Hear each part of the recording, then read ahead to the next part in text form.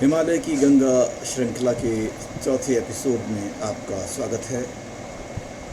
अभी तक हमने गोमुख से गंगोत्री, भैरों घाटी, गर्तांगली,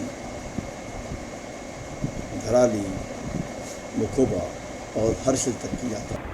5 अगस्त को धराली में खीर गंगा में आई भयानक बाढ़ ने धराली कस्बे को पूरी तरह से तहस नहस कर दिया और उत्तराखंड में दोबारा से इस बात पर फिर से चर्चा शुरू हो गई कि हमारे प्रदेश की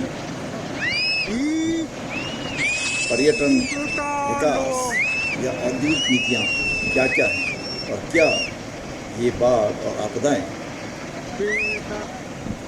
प्राकृतिक हैं या इसके पीछे मानव निर्मित कारण है। धराली की आपदा के ये वीडियोस सोशल मीडिया पर उपलब्ध हैं और सभी लोगों ने इस त्रासदी को देखा है। क्या इस त्रासदी से हम कोई सबक सीख सकते हैं? एक छोटी सी दिखने वाली खीर गंगा किस प्रकार से भयावहता का रूप ले सकती है वो यहाँ से नज़र आता है। जैसे मैंने पिछले एपिसोड में भी बताया कि हिमालयी क्षेत्रों में ये गाढ़ गधेरे सबसे ज़्यादा खतरनाक होते हैं।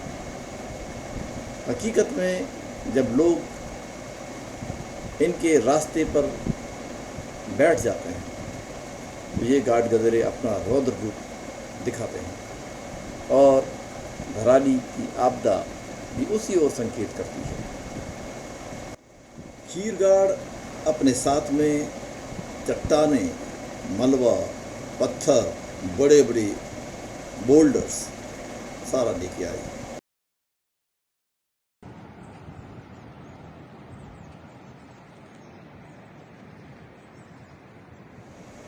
इसके फलस्वरूप एक फलता फूलता गांव तबाह और इसके चलते लेकिन भागीरथी नदी केवल धराली तक नहीं थी, बहुत बड़ा बदलाव आया।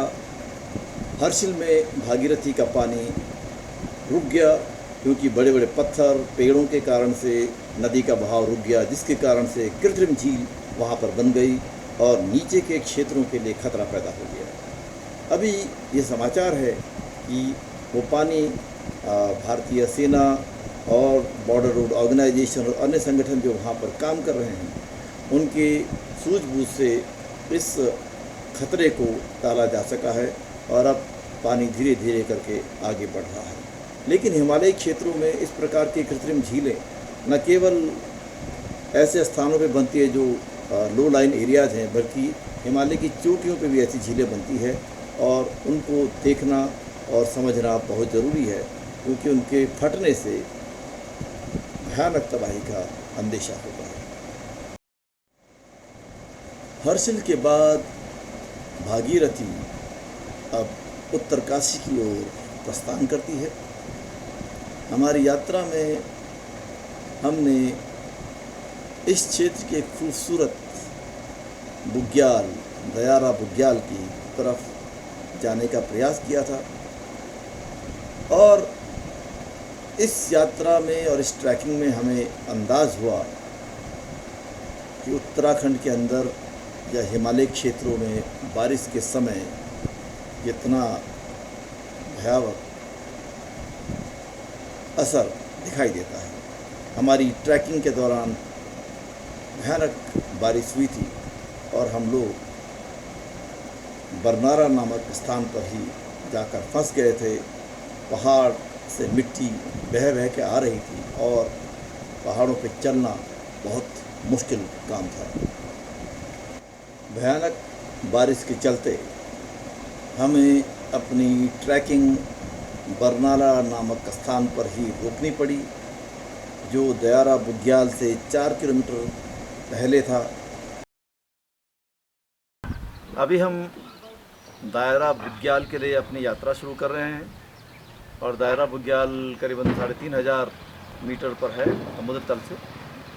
और हमारे साथ संजय राणा है। तो संजय बताइए कि दायरा बुग्याल की खास बात क्या है?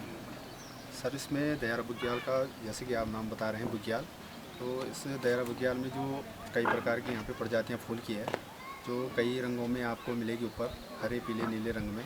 तो ख़ास बात इसकी यही है कि बुग्याल में आपको कई प्रकार की जो फूल की जो प्रजातियाँ हैं वो कई किस्मों में आपको देखने को मिलेगी यहाँ पे। वो इसकी यही खासियत है सर। ट्रैक कैसा है यहाँ का ऊपर? ट्रैक सर ये इजी टू मॉडरेट है, आपको कोई दिक्कत नहीं होगी। खासकर ये बिगिनर्स के लिए सबसे अच्छा ट्रैक है सर। जिन्होंने कभी अपने जीवन में कभी ट्रैक नहीं किया है, तो सबसे पहले अगर वो ट्रैक करना चाहते हैं तो सबसे बढ़िया इजी टू मॉडरेट ट्रैक आपको दायरा बुग्याल ही मिलेगा। संजय एक अनुभवी ट्रैकर हैं, उत्तराखंड के मूल निवासी हैं, इसलिए उन्हें ये सभी ट्रैक आसान लगते हैं। लेकिन मैं यहाँ एक बात कह देना चाहता हूँ कि ये ट्रैक आसान नहीं है और हमें पूरी तैयारी के साथ ही ट्रैकिंग के लिए आना चाहिए, क्योंकि हम 3500 मीटर एल्टीट्यूड पे जाते हैं। इसलिए उसके लिए अगर पहले से तैयारी ना हो तो बहुत मुश्किल हो सकती है। इस वक्त हम भरनाला में एक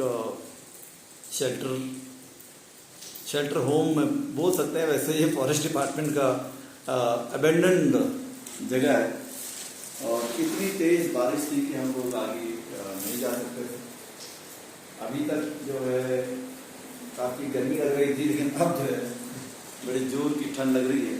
और ये ही सबसे महत्वपूर्ण बात है, जो भी उत्तराखंड में ट्रैकिंग के लिए या ट्रैवलिंग के लिए आते हैं उनके लिए बहुत ज़रूरी है कि वो उत्तराखंड के मौसम के मिजाज को समझें। यहाँ मौसम जो है वो 1 घंटे में जो है आपको तपन महसूस कराता है और उसी 1 घंटे के बाद जो है आपको सबसे ज़्यादा ठंड दे देगा। इसलिए अपने साथ जब भी ट्रैकिंग में आएँ तो पूरा सामान लेके आएँ, रेनकोट और जैकेट। किसी भी मौसम में अगर आ रहे हैं, गर्मी में भी यहाँ सर्दी होती है, इसलिए ये न सोचें कि हम कोई किसी मौसम में जाएंगे तो ऐसा नहीं होगा, क्योंकि बारिश कभी भी होती है। अभी बैठे हुए हैं सब लोग यहाँ पर, अभी कुछ ना आगे जा सकते हैं ना पीछे जा सकते हैं, क्योंकि पानी की भी व्यवस्था नहीं है।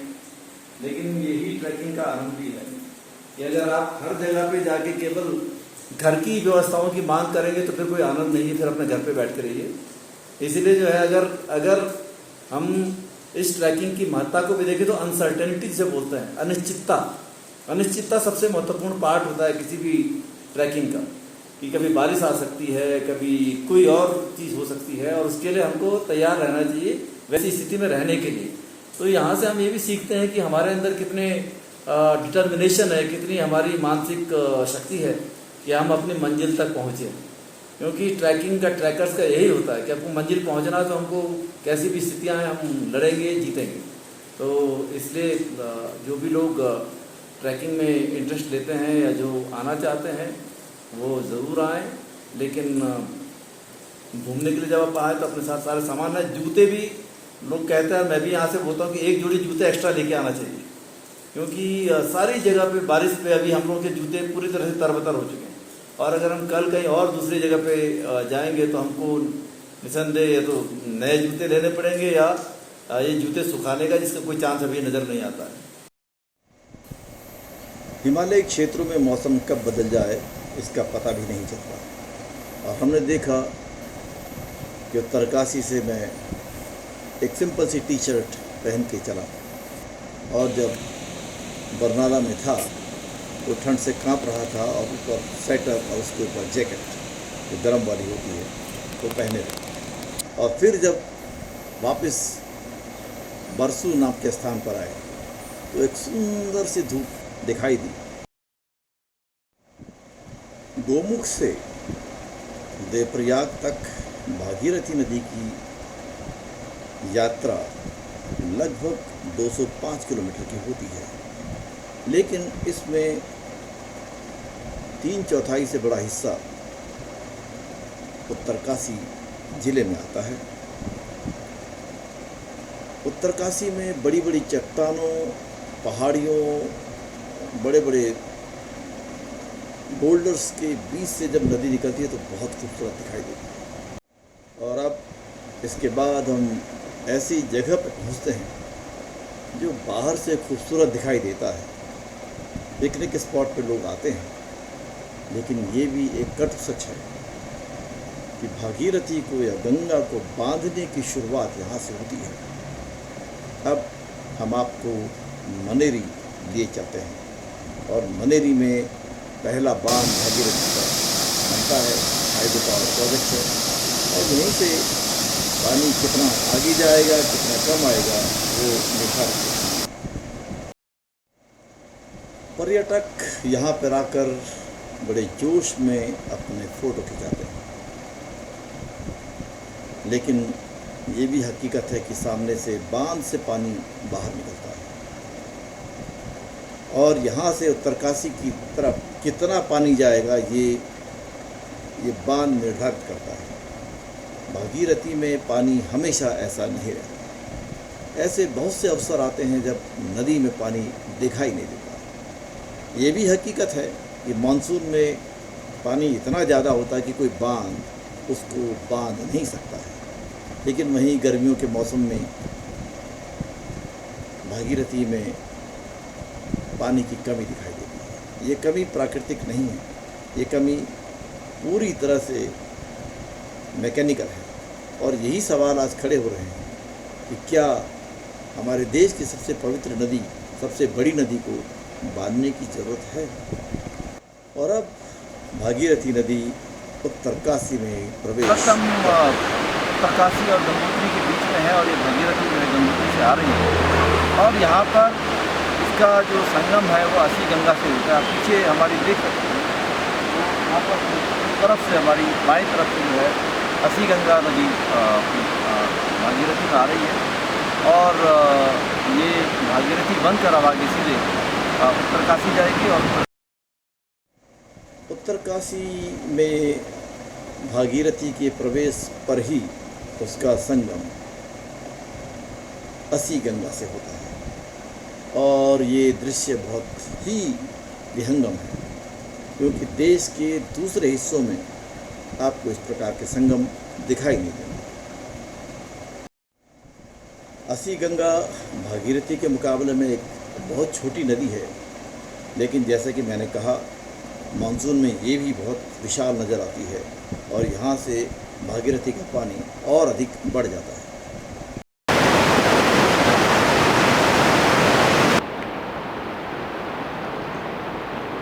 भागीरथी अब उत्तरकाशी की ओर और ये उत्तरकाशी शहर की शुरुआत है।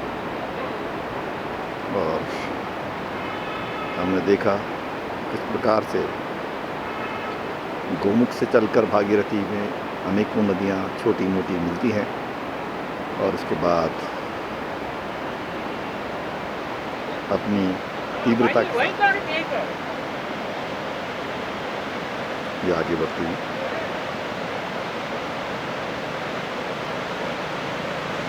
उत्तरकाशी गंगा के तट पे या भागीरथी के तट पर बसने वाला पहले सबसे बड़ा शहर और ये उत्तरकाशी जिले का मुख्यालय भी है। भागीरथी से गंगोत्री से चलकर भागीरथी नदी यहाँ तक अपने साथ न केवल अपने पवित्र जल को लाती है, लेकिन अगर हम देखें तो पूरे नदी के तट में बड़े बड़े पत्थर, बोल्डर्स और सेडिमेंट्स दिखाई देता है।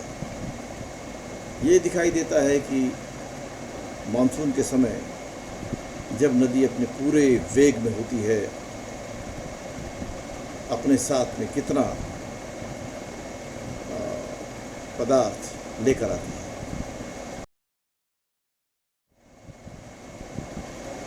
धार्मिक दृष्टि से देखें तो उत्तरकाशी में काशी विश्वनाथ मंदिर है और उत्तरकाशी का एक और प्रमुख स्थान है नेहरू माउंटेनियरिंग इंस्टीट्यूट, नेहरू पर्वतारोहण संस्थान देश भर के पर्वत प्रेमी और ट्रैकर्स यहाँ आके ट्रेनिंग लेते हैं। भागीरथी को जब हमने गंगोत्री से देखा तो उसमें एक उमंग है, उत्साह है और तीव्रता है, और ये तीव्रता उसकी अपनी यात्रा के अंतिम चरण तक जारी रहती है। उत्तरकाशी शहर के अंदर इस समय काशी विश्वनाथ मंदिर के पीछे है, जहाँ से गंगा शिव की चरणों को छू करके आगे बढ़ जाती है। और यहाँ पर भी आप भागीरथी नदी की तीव्रता को देखकर उसका अंदाज़ा लगा सकते हैं। भागीरथी हो या अलकनंदा, धौली गंगा हो या मंदाकिनी हो या पिंड, ये सभी नदियाँ हमारी पहचान हैं। और हमने देखा कि जब ये नदियाँ अपने स्वाभाविक स्वरूप में होती हैं तो कितनी सुंदर दिखाई देती हैं, चंचल और उत्साह से भरपूर। लेकिन जब इनके पानी को नियंत्रित करने की कोशिश की जाती है तो हमें इसी नदी का ये स्वरूप दिखाई देता है। पूरे देश को जीवन दान देने वाली गंगा को किसी भी प्रकार से नियंत्रित करने की कोशिश देश के भावनाओं के साथ अन्याय है और इस पर गंभीरता से सोचना पड़ेगा। गंगा हमारी पहचान है, भागीरथी उसका स्रोत है। इसलिए भागीरथी के प्रवाह के रूप में देश के लोगों की संवेदना के साथ खेलना प्रयास होना चाहिए। इन नदियों को उनके प्राकृतिक और स्वाभाविक स्वरूप में ही रहने दिया जाए तो वो हमें जीवन दान देती रहें, जीवनदायिनी बनी रहें। उत्तरकाशी शहर से छोड़ने के बाद भागीरथी नदी अब आगे बढ़ती है और धरासू नामक स्थान पर पहुँचती है। धरासू में ये एक इसका टर्न लेते हुए दिखाई देती है, लेकिन नदी का पानी नियंत्रित दिखाई देता है। शायद मानसून में ही उसमें भरपूर पानी दिखाई देता है। और फिर उसके बाद चिन्याली सौड़ के पास हम पहुंचते हैं। चिन्याली सौड़ एक बेहद ही ज़्यादा आकर्षक और प्रभावशाली कस्बा है और इस जगह पे आने के बाद ही भागीरथी का पानी फिर बढ़ता हुआ दिखाई देता है, लेकिन उसका कारण है टिहरी का बांध जो भागीरथी और तेलंगाना के संगम पर बना है। चिन्याली सौड़ आज पर्यटकों के लिए एक बहुत प्रमुख केंद्र है, क्योंकि यहाँ पर बोटिंग होती है और भागीरथी का जलस्तर ज़्यादा है, चारों तरफ पहाड़ हैं, एक खूबसूरत मंजर यहाँ पर दिखाई देता है। हालांकि ये कहानी इसलिए है क्योंकि टिहरी के बांध का बैक वाटर अभी शुरू हो जाता है और इसलिए जो है पानी भरा भरा दिखाई देता है। चिन्याली सौड़ में इस क्षेत्र का एक हेलीपैड भी है और कुछ उड़ानें वहाँ पर आती हैं। चारों तरफ से घिरा हुआ चिन्याली सौड़, उसके ऊपर एक बहुत सुंदर सा एक ब्रिज भी बना हुआ है जो टिहरी से उत्तरकाशी को जोड़ता है और बहुत खूबसूरत गाँव है। इसके बाद भागीरथी धीरे धीरे धीरे टिहरी ज़िले में प्रवेश करती है और टिहरी ज़िले में उसका अधिकांश हिस्सा जो है अब पूरे बांध का हिस्सा है। तेलंगाना और भागीरथी के संगम पर टिहरी का बांध बना हुआ है। उसकी यात्रा अगले एपिसोड में। यहाँ पर हमारी यात्रा समाप्त होती है। उत्तरकाशी भारत का सीमांत क्षेत्र है और भारत की दो सबसे बड़ी नदियाँ गंगा और यमुना, गंगोत्री और यमुनोत्री से निकल करके और फिर प्रयागराज में मिलती हैं। तो भारत की दो महानतम नदियों का स्रोत क्षेत्र उत्तरकाशी जनपद से होता है। लेकिन ये भी समझना जरूरी है कि ये क्षेत्र एक अति संवेदनशील क्षेत्र है। इस क्षेत्र की भौगोलिकता के साथ में छेड़छाड़ करना पूरे देश के लिए खतरनाक है।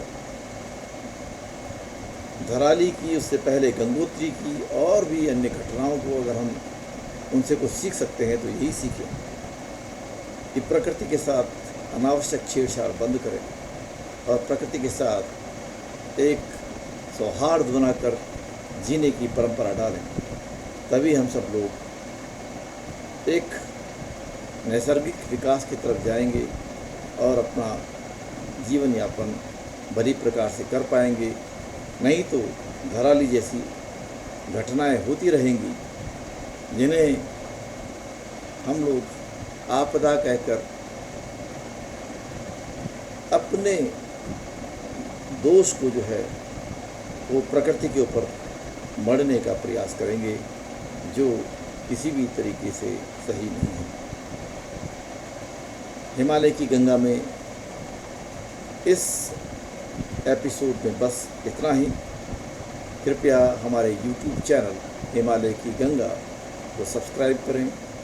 यदि आप मेरे लेख हिंदी और अंग्रेजी में पढ़ना चाहते हैं तो मैंने ये लिंक दिए हैं, इनको सब्सक्राइब करें और पढ़िए। मेरा ये प्रयास आपको कैसा लगा इस विषय में मुझे लिखिए। आपकी प्रतिक्रियाओं का इंतज़ार रहेगा।